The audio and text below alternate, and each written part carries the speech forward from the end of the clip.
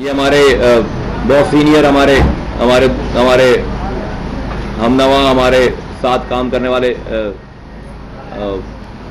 بھائی ہیں. یہ ایم کیو ایم 10 سال سے زیادہ ایم کیو ایم کی رابطہ کمیٹی کا یہ حصہ رہے. آج ابھی اس وقت یہ سینٹرل ایگزیکٹو کمیٹی جو ہے ان کے یہ ممبر ہیں. ابھی تک ان کو نکالا نہیں, اب نکالیں گے ان کو. اور اب ابھی تک یہ بہت اچھے آدمی تھے ہمارے پاس آنے سے پہلے, تو اب تھوڑی دیر کے بعد جو ہے وہ اس کے بعد اب یہ بہت برے آدمی ہو جائیں گے, اور اس کے بعد آپ سنیے گا کہ کتنے برے آدمی ہیں. تو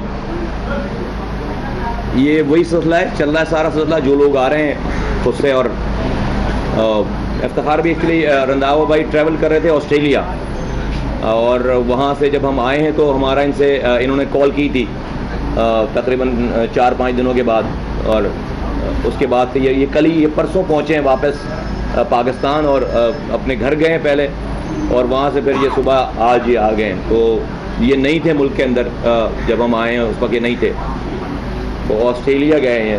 تو ان کو لگتا ہے آسٹریلین ایجنسی نے جو ان کو فون کیا ہوگا کہ ہمارے پاس جانے کے لیے, آسٹریلیا کی کسی انٹیلیجنس ایجنسی نے فون کیا ہوگا. اینی ویز میں آج تو ان کو خوش آمدید کہتے ہیں ہم اپنے قابلے میں.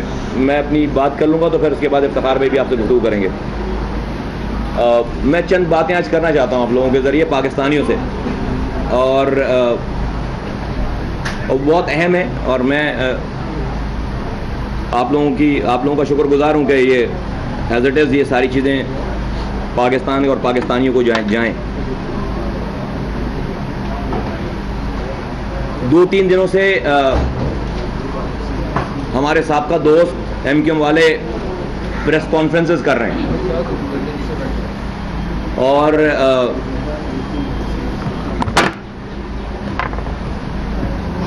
کوشش کی ہے کہ لوگوں کو کی آنکھوں میں دھول جھونکا جائے, لیکن بڑی ناکام کوشش ہے, بڑی بھونڈی قسم کی کوشش ہے. اور میں ان کو قصوروار نہیں کہتا, اس لیے نہیں کہتا کہ آپ جھوٹ کو کسی بھی طریقے سے کوئی بھی لبادہ اڑا کر اگر اس کو آپ پیش کریں گے تو جھوٹ ہی لگے گا, کہیں نہ کہیں سے لکوناز رہ جائیں گے نا اس کے اندر. اس لیے انسان کو سچ بولنا چاہیے. تو لیکن میں چونکہ ریکارڈ پہ کچھ چیزیں آئی ہیں, تو میں آج اس حوالے سے گفتگو کرنا چاہوں گا. سب سے پہلے کل ندیم اسود صاحب نے جو ہے وہ بڑی ایک لوگوں کو کوٹ چھوٹ پہنا کے برابر میں بٹھا کر جو ایک ویڈیو کانفرنسنگ کے ذریعے ایک تقریر کی ہے, اس پر انہوں نے جو باتیں کی. اس کے علاوہ اس سے پہلے جو ہے وہ پرسوں بھی ایک صاحب نے وہاں پہ 9-0 پہ پریس کانفرنس کی ہے, اور جن کا یہ بتا رہے تھے کہ وہ 5 کروڑ روپے کی ریکوری کرائی تھی انہوں نے, ان کی بات کر رہا ہوں. اور تو میں ان ساری چیزوں کا تھوڑا سا میں اس کا احاطہ کرنا چاہوں گا ان ساری باتوں کا. سب سے پہلی بات ہے کہ ان پر الزامات کیا ہیں اور وہ بات کیا کر رہے ہیں, جواب کیا دے رہے ہیں. ان پر الزامات کیا ہیں اور وہ جواب کیا دے رہے ہیں. کل کی ساری پریس کانفرنس, اس سے پہلے کی ساری پریس کانفرنس جو ابھی تک انہوں نے 2-3 دنوں میں کی ہیں, جو باتیں کی ہیں ٹی وی میڈیا پہ, اس پہ اس بات پہ زور ہے کہ ملک کی انٹیلیجنس ایجنسی اور ملک کے اداروں کے کچھ لوگ جو ہے وہ ان کے لوگوں کو فون کر رہے ہیں.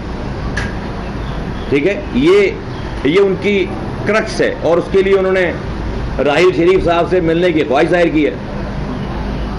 آج میں ایک اپنا آدھا بولا ہوا سچ اس کو کمپلیٹ بھی کروں گا, تو آپ لوگ خاطر جمع رکھیے. ابھی آگے جو ہے وہ بڑا انٹرٹینمنٹ آنے والا ہے.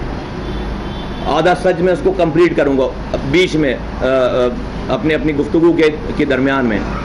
پہلے اس والی بات کو کرتے ہیں. تو ان پر الزامات, وہ کیا بات کر رہے ہیں, انہوں نے ساری باتوں کی جو جسٹ ہے ان کی کرکس ہے کہ جو ان کے لوگوں کو کالز کی جا رہی ہیں, اس کے لیے انہوں نے جو ہے وہ ملاقات کا ٹائم مانگا ہے. یہ ہے ٹوٹل کرکس.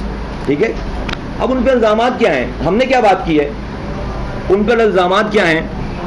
ان پر الزامات یہ ہیں کہ بھائی صاحب الطاف حسین صاحب اور ان کے 4-5 رفقا پچھلے 20 سالوں سے را سے فنڈنگ لے رہے ہیں, را کے ایجنٹس ہیں. ان پر الزام یہ ہے, ان سے بات یہ ہوئی ہے کہ الطاف حسین صاحب نشے میں دھت تقریریں کرتے ہیں اور فیصلے کرتے ہیں, اسی حالت میں فیصلے کرتے ہیں. ٹھیک ہے, ان کے اوپر الزام ہے کہ آپ نے لوگوں کو ٹارگٹ کلر اور را کا ایجنٹ بنایا. یہ الزامات. اچھا اس کی ریفرنسز کیا ہیں الزامات کی؟ الزامات نہیں ہیں، انہی کے لوگوں کے انور صاحب، طارق میر، الطاف حسین صاحب کی اپنی کنفیشنل اسٹیٹمنٹس ہیں، جس کو سب سے پہلے برطانیہ کے نشریاتی ادارے BBC نے پیش کیا اور ایک ڈاکومنٹ پیش کی. ایک ڈاکومنٹ انہوں نے دکھایا جس کے اوپر انہوں نے کچھ جگہوں پہ انہوں نے ایڈٹ کر کے اس پہ بلیک کر کے، لیکن انہوں نے 2-3 پیج دکھایا جس کی اس کی